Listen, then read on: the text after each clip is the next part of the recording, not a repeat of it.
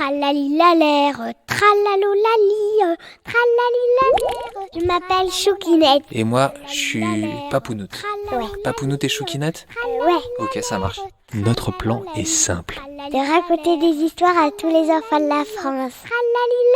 Tralalilalère, tralalolali. Bonjour Choukinette. Bonjour Papounoute. Est-ce que tu sais déjà quelle histoire on va raconter aujourd'hui ? L'histoire du fantôme qui est très gentil.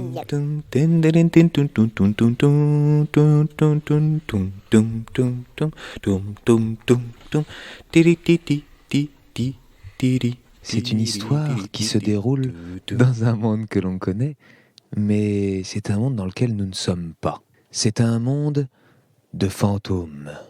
Et dans ce monde de fantômes, il faut respecter un certain code. Les fantômes, ça doit quand même faire un petit peu peur, ça passe à travers les murs, ça peut faire des blagues, mais surtout, c'est pas fait pour être sympa.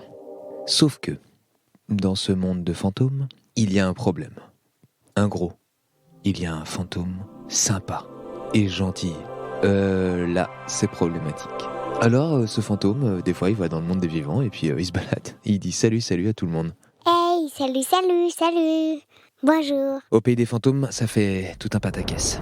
Un jour, une partie d'entre eux décide d'aller voir ce gentil fantôme pour régler le problème. Ils le croisent alors qu'il est en train de traverser gentiment quelques murs et de saluer les gens.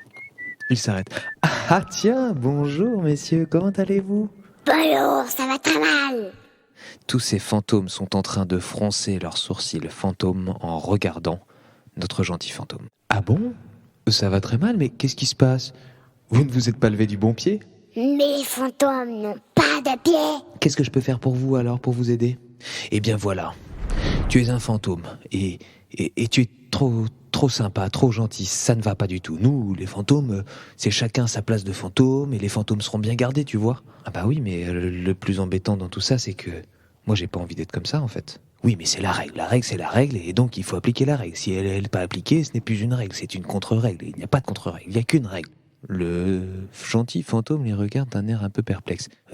Tu pourrais être un fantôme esprit frappeur, faire des mauvaises blagues aux gens. Pourquoi tu ne fais pas ça ? Eh bien, ça ne me fait pas rire. Tous les fantômes se regardent d'un air étrange. Ils se réunissent entre eux et commencent à discuter. Oh non, c'est pas possible, c'est pas possible.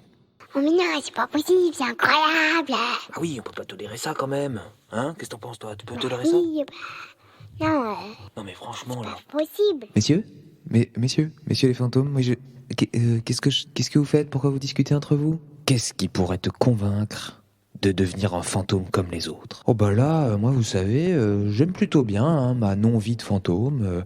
Non, je vais continuer comme ça moi. Les autres fantômes ne savent pas quoi lui proposer. Ils rediscutent entre eux. Et si on lui offrait des bonbons ? Mais il n'y a pas de bonbons au pays des fantômes. J'ai une idée, dit l'un. Et si on le renvoyait dans le monde des vivants ? Qu'est-ce que t'en penses, toi ? Ah ouais. Il se retourne vers le gentil fantôme. Gentil fantôme, nous avons une proposition à te faire. On va te renvoyer dans le monde des vivants. Ouais... Je sais pas... Parce que vous savez, en plus d'avoir découvert des lieux super, je me suis aperçu que je pouvais traverser même des montagnes et des ponts. Je pouvais aller dans l'eau comme je voulais, même si elle était froide. Franchement, c'est trop bien. Vraiment, là, je sais pas trop quoi faire. Oh, ça perd les popettes. Pendant ce temps-là, notre gentil fantôme se gratte la tête. Et il leur dit, j'ai peut-être une solution. Tous les autres fantômes se retournent. Ah bon ? Ah bon, vraiment ? Mais c'est quoi ? Eh bien, avant d'arriver dans le monde des fantômes, j'étais vraiment un artiste. Un artiste de rue. Je faisais rire, sourire, pleurer en faisant tout un tas de choses. Je savais chanter, je savais faire des acrobaties, je savais jongler.